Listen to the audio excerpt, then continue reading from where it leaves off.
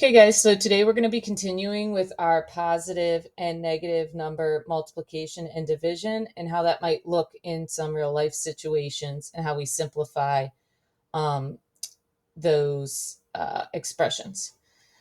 So if we look, we're going to go through our rules really quick. These rules are a little bit simpler than the addition subtraction. It's pretty straightforward. When they have the same sign, your answer is going to be positive. So actually, I'm going to switch that to green. So when you are both positive or both negative, your answer is positive. Obviously, 7 times 2 is 14. Negative 3 times negative 8 is positive 24.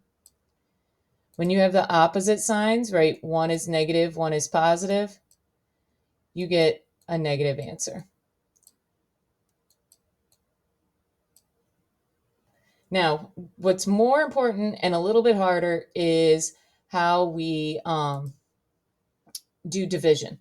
And division, you can memorize the rule, but I think it's honestly easier if you think of division backwards as multiplication.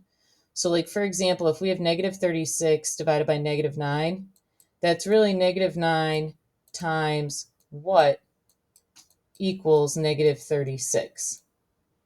So if I have a negative, I'm going to be multiplying it by a positive to get a negative number. So this answer is positive 4. Similarly, over here, negative 8 times what is positive 24. So if I have a negative number and I'm multiplying it by something and I'm getting a positive number, this number has to be negative. So it's easiest just to think of it backwards, like in the left direction, and use the multiplication rules. These last two should be pretty easy, right? They're positive numbers, so obviously the answer is positive. Okay, now it gets a little harder. And we need to be able to simplify expressions. So when we're simplifying expressions, we need to distribute what's outside the parentheses to everything inside, or we can simplify what's inside the parentheses first and then multiply and last add. Remember, we're going to need to use our PEMDAS here. So we could either distribute to get rid of our parentheses or simplify what's inside first. I'm going to show you both ways just to make sure you understand that there's more than one way that we could do this. So one way is we could distribute the 2/3. And I'm multiplying 2/3 times 3/5. And then my negative stays there, right? Because it's a negative 3/4. And the rest of this stays the same. So I'm not going to deal with it yet. I'm sorry if my writing's a little off. Now, because I have a 3 in the numerator and the denominator, I can cancel it out for both of these, which makes it pretty quick and simple to get 2/5 minus 2/4. And now I do need to do my division over here. If you remember to divide by a fraction, you flip it and you change it to multiplication. So you're going to have 2/5 minus 2/4 plus, and now I still need to do this first because it's multiplication, 1/2 times 4. 1/2 times 4, or half of 4, is 2. So I'm going to have 2/5 minus 2/4 plus 2.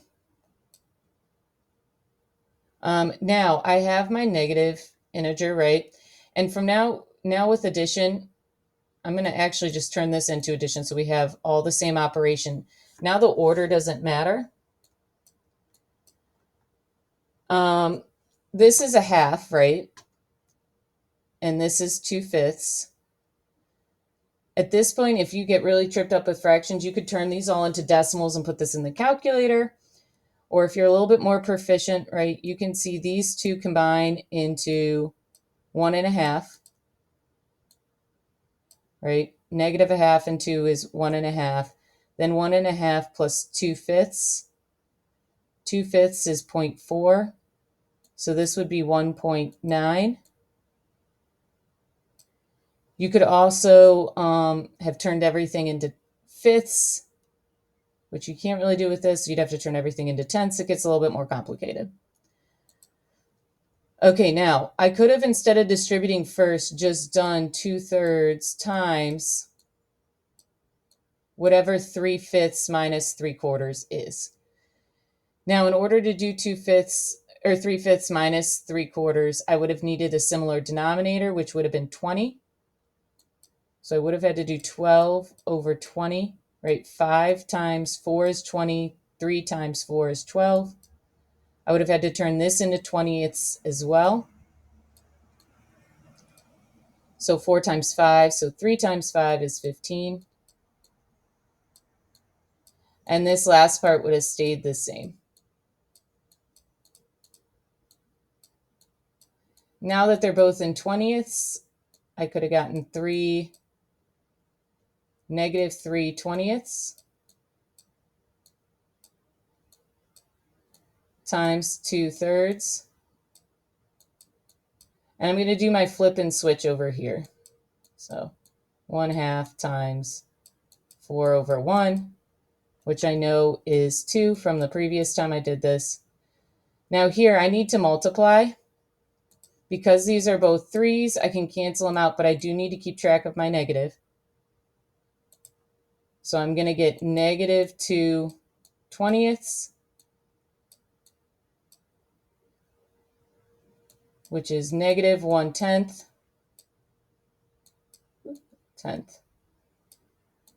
plus 2. I'm going to subtract. So if I take a tenth away from 2, I get 1.9. 2 has a longer arrow, so it's positive 1.9 again. So it doesn't matter which way you do it. You either need to distribute or combine inside first.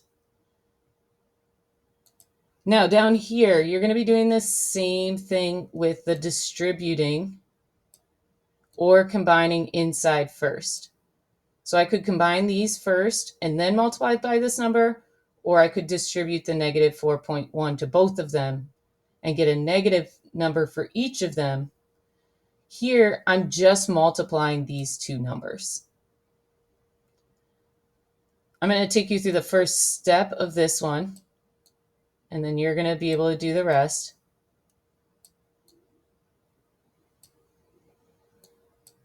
So negative 9, a negative times a positive is positive 10x. Negative 2 times 3x is negative 6x, and it's really important to keep track of your negatives. Negative 2 times 9 is negative 18. And for this one, I then would combine my like terms, right? And I would be done. Over here, I don't have any variables. So you're just going to be able to multiply these numbers and then combine everything and keep track of your signs.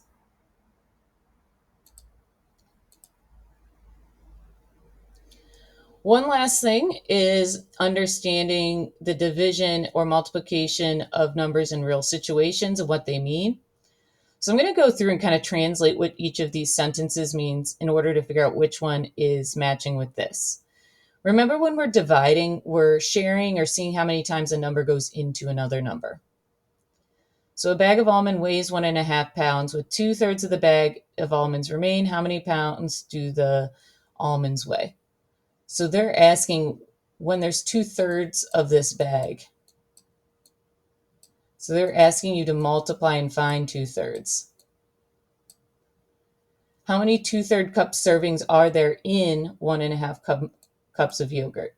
So they're wondering how many times does 2/3 go into 1/2. A student made 6 bows from 1.5 yards of ribbon. How many bows can be made from 2/3 yards of ribbon?